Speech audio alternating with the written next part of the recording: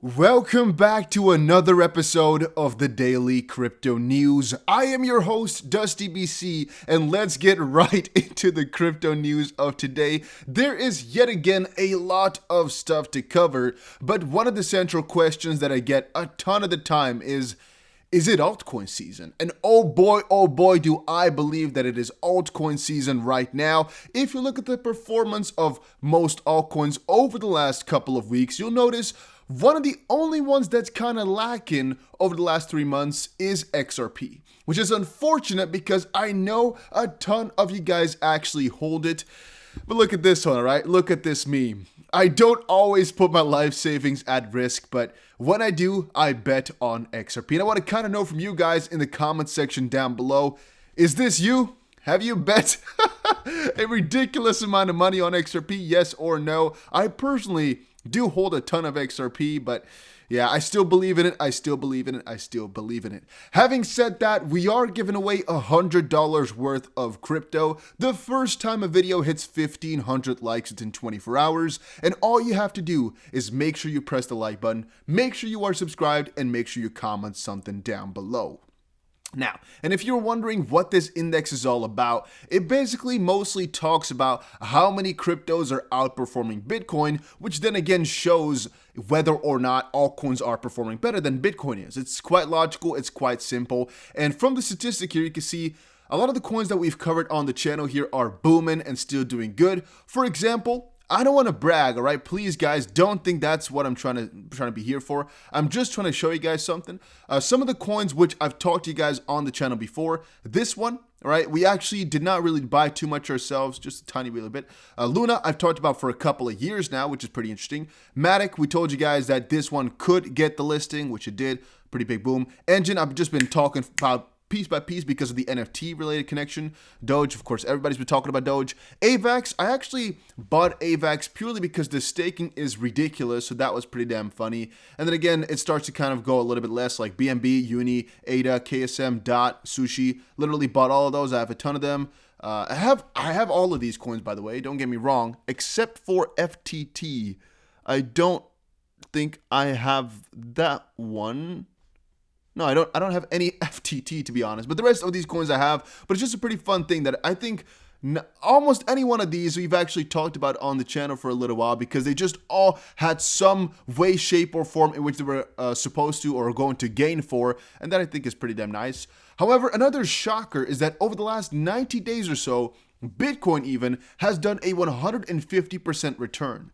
Like, damn, 150% in just 3 months? That is crazy. And I often like to talk about that in the sense that if you had your 9-to-5 job, right, and you put all of that money which you had left into the crypto market a couple of months ago, man, just think about how much money you would have made in this time. It would have most likely, if you're a little bit good at saving, been more than you've earned in the last couple of months from all the work. And that sometimes is so mind-boggling, which is also why I think a lot of people are really interested in getting into crypto further.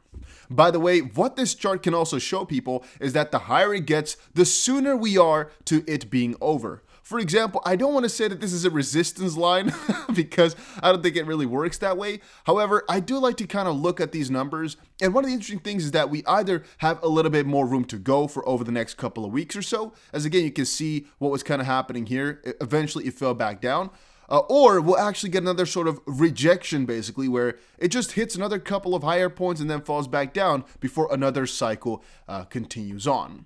Again, a altcoin season or any cycle like this actually does not reflect necessarily that crypto is going to be going up or down as a whole. It only talks about altcoin versus Bitcoin, but still, I think it is quite interesting to consider, right? Because there are cycles in here, and the question is going to be, how long can we continue this upwards? Because, well, back here, it had some bigger spikes, right? It had some way bigger spikes, and I believe that right now, because the hype is so big and because Altseason is a lot more severe than back here, that we're still just a small part along the way, and that altcoins will still very, very much outperform Bitcoin. It's just a little bit of a matter of time. Having said that, oh boy, have I been reading a lot of analyses analysis, whatever, about XRP. It's been crazy. I've been busy for at least an hour and a half, I think, just scrolling through ADA and XRP ideas, reading them and seeing whatever has some substance to it, but most of them do actually not, all right? That's one fun thing I must say. Most of them are pretty damn dumb. What I think is very important, which I'll address time upon time again, is really, like I've said before, this XRP line at about, what is it going to be? I think 48 or so cents right here. Oh, let's quickly check it out. Right here at about 49, 48 cents. This is going to be where things are getting important, all right? Let me quickly zoom out here so you guys can see it just a teeny weeny bit better. Let me go to the 1 hour. Let's go 1 hour so we can quickly see it just a little bit better. There we go. This area is going to be important for us. This, by the way, these green candles here are not an indication of when something will happen, but they indicate, in my opinion, that something is eventually going to happen. And I do believe that once we break out, we'll go heavy, and I am waiting for that. And I think most of these guys are actually drawing triangles, mostly because they think, yeah, we should have one move either side pretty damn soon, because we haven't had any for such a long while. We've been trading within this channel for a pretty long time here, all the way since the middle of February here, for about a month or so already, within one interesting channel. And I do believe, again, if you kind of take out this little situation, which has to do with the whole XRP pumping because of Ripple's documents and whatnot, if you take that part out, again, we've been in this channel for a pretty long while, because I do believe that this breakout was mostly only due to the whole hype. But all right, that's a little bit of a side story. What I'm just waiting for here is a breakout with a confirming candle. Still, that's all we're waiting for, guys. Honestly, all we're waiting for and all we're checking out. Regarding Bitcoin, I'm actually still not opening any trade, not doing anything crazy. Some people might be wondering why I did not pick up this trade right here, why I didn't go long, because we got a confirmation and whatnot. It's actually because the pattern is not that clear. I'm not too happy because, well, we fell back down after hitting our new all-time high of about $61,000 or so. What happened here was we had a clear short-term resistance basically, and once we breached with the confirming candle, I decided to buy in because it was quite clear that this move was severe enough to go for it. But I already did not anticipate to get a lot of gains out of it. Luckily, we got about 3.5% and a couple of other small trades in here for a huge amount of profit. That was kind of a lucky bet though, because I wasn't really planning to take this on further. I didn't really see any validated move here to consider our 58.4-ish thousand dollar barrier to really be passed on. And I'm not exactly sure where we should place our newer points of interest. I would say right here is an interesting line to watch, or a little interesting zone right here. However, until we breach that, I'm actually not doing anything. I'm not opening any new long, not opening any new short. I'm waiting because, yeah, some of my guys will most likely open up a long position here. We kind of found a new bottom. Kind of a new bottom, and right now we're starting a new move is what some might say, but I'm not too sure about that. All right, I'm going to be waiting off because we're also seeing here that we got a huge decline happening again below our zone here. So I'm just personally waiting off, if you were wondering, for our next move, and I'll talk to you guys again once we get there. So hopefully we can all make profit on this one together. Having said that, Mickey B. Fresh just posted something on Twitter. He said SEC's William Hinman clearly had a conflict of interest being paid simultaneously from the law firm that represents the Ethereum Alliance when he made those comments publicly that Ethereum and Bitcoin were publicly decentralized, but said nothing about XRP, which definitely is interesting, at least in my opinion. Now, is this a really bad thing for XRP?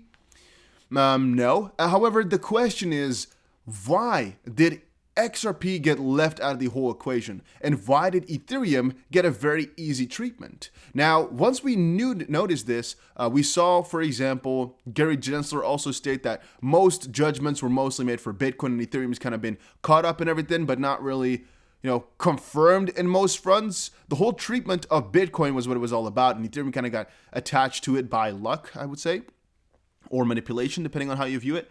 However, I do still firmly believe that Ethereum might get a different verdict soon if XRP's verdict is negative, and negative would mean that it's a security, for example. I still think they'll go after Ethereum 2 afterwards as well. And we're still wondering why the SEC does not want to hand the documents regarding Ethereum and Bitcoin's status. Right here, Mickey says, it's pretty clear SEC has skeletons in their closet that are bound to come out. Warren Davidson, please get the SEC corruption under control. The US is losing to China because of the corrupt SEC. Jay Clayton and Hinman should be investigated by Congress ASAP. Well, I would just say please give us the documents. Just please put everything on the table and let's just make it open. But again, that's not how these bureaucracy things work. It's hide as much as you can unless you don't have to, right? That's the way it kind of works. I don't want to go too far into this because it kind of looks like a conspiracy type of theory.